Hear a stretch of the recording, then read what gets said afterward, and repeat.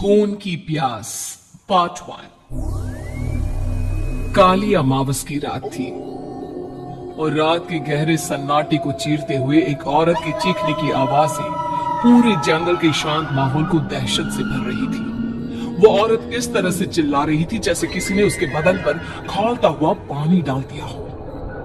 रात को अपने खेतों में पानी देने के लिए आया हुआ हरिया किसान अभी तक इन आवाजों को सुन नहीं पाया था, क्योंकि उसके बेटे किशन ने उसे नया नया मोबाइल फोन जो लाकर दिया था शहर से, और बस उसी मोबाइल फोन में ईयरफोन लगाकर वो कोई पुराना गाना सुनने में मग्न था। लेकिन जैसे ही गाना खत्म हुआ, उस औरत के चीखने की आवाज हरिया किसान के कानों से टकराई। हरिया का दोस्त रामू भी खेत में ही घाट पर गहरी नींद में खराटे मार रहा था। रात के उस सन्नाटे में औरत की चीखने की आवाज सुनकर ठंड के मौसम में भी हरिया किसान के माथे से पसीना टपकने लगा।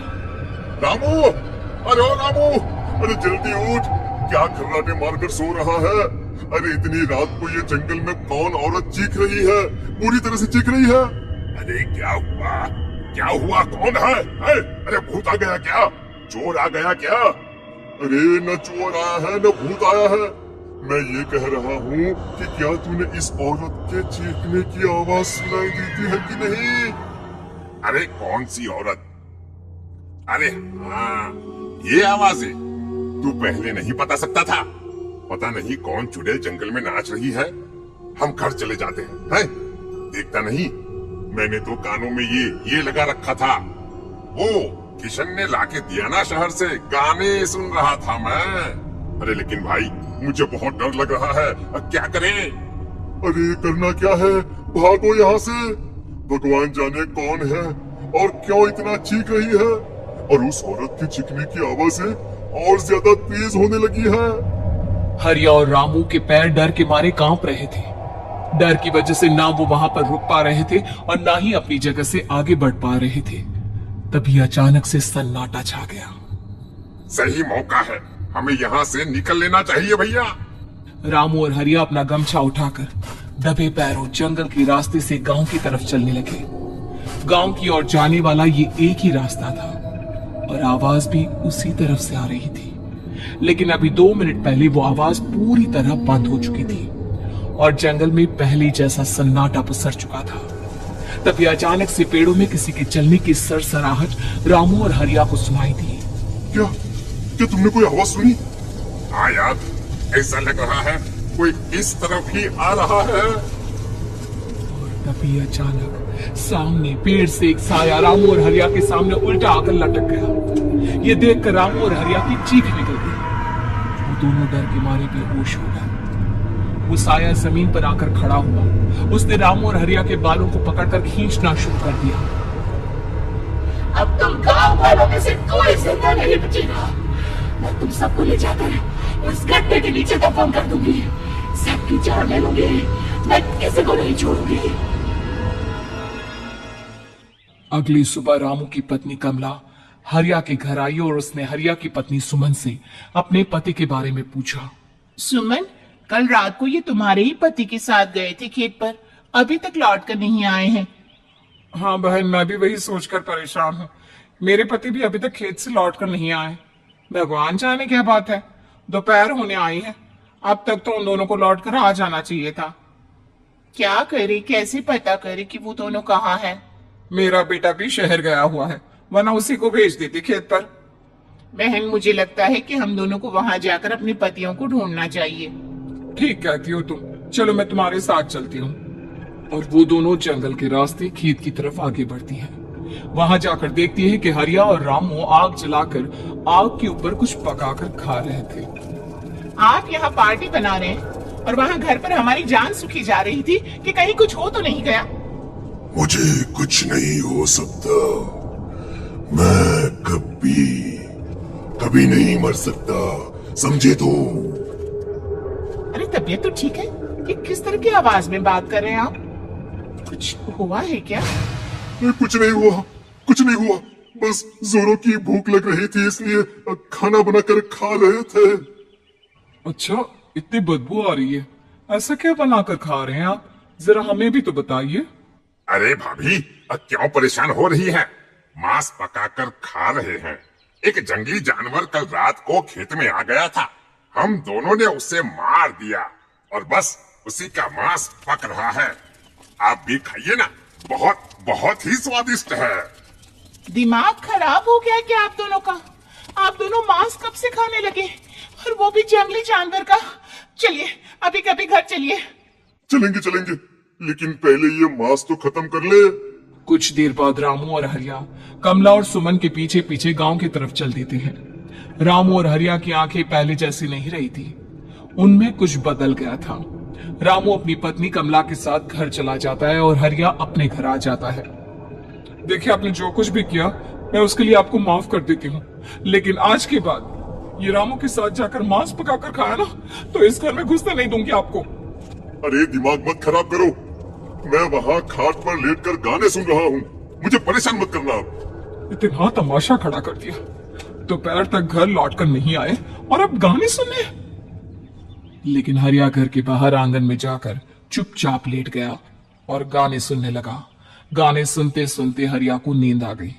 सुमन ने उसके कान से ईयर प्लग हटाया और अपने आप से कहा, जरा मैं भी तो सुनकर देखूं, ऐसे कौन से गाने सुनते हैं। उधर मोबाइल में एक अजीब सा गाना बजने लगा।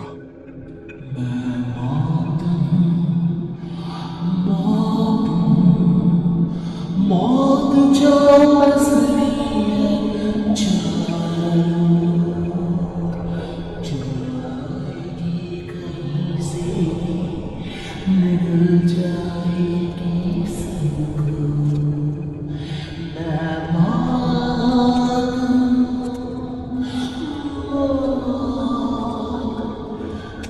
मैं छोड़ूंगी नहीं किसी को।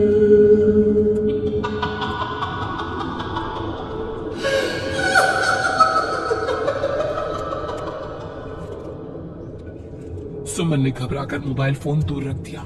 वो बुरी तरह से डर गई थी। तभी अचानक हरिया अपनी नींद से जागा और गर्दन टेढ़ी करते हुए सुमन के पास आया। क्या क्या कर रही थी? गाने सुन रही थी? वो ये कैसा गाना सुन रहे थे तुम मोबाइल के अंदर? मौत है, मौत। अरे ये सारी बातें छोड़ो और ये बताओ, आज शाम को तुम मेरे साथ खेत चलोगी? लेकिन क्यों? और तुम इस तरह से क्यों बात कर रहे हो? अपनी गर्दन सीधी रखकर बात करो ना। वो मेरी गर्दन में सोते सोते थोड़ा दर्द हो गया है। मेरे साथ आज खेत चलो ना। तुम्हारे साथ पूरी रात रहना चाहता हूँ।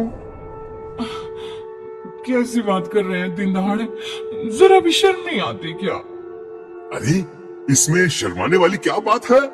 तुम पत्नी हो मेरी। पूरी रात खेत पर रहता हूँ। मुझे भी तो तुम्हारे पास आने का हक है कि नहीं?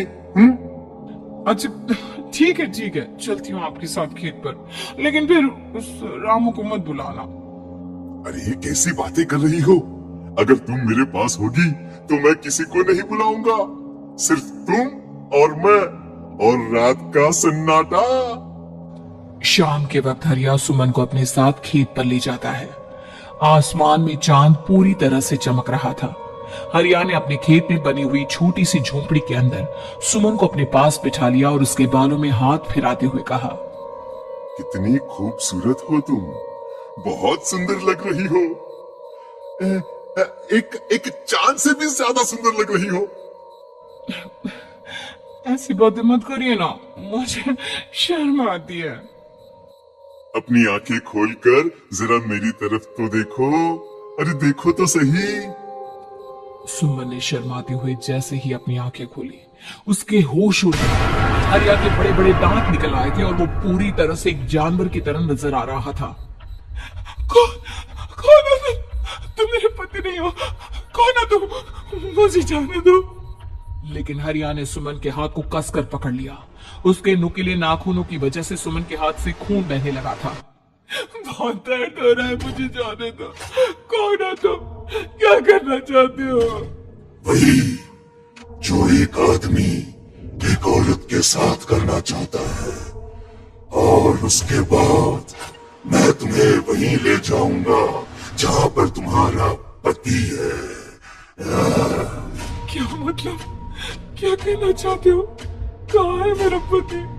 जंगल के बीचों बीच उबलते हुए पानी के तालाब में वही है तुम्हारा पति। चलो चलो, मैं तुम्हें उससे मिलवा देता हूँ, लेकिन उससे पहले तुम्हें मेरी प्यास बुझानी होगी। और इतना कहकर हरिया सुमन के ऊपर जानवरों की तरह टूट पड़ता है। आखिर कौन था वो जानवर, और क्या सुमन उसके शिकंजे से बचकर निकल पाई? जानने के लिए देखिए इस कहानी का अगला भाग।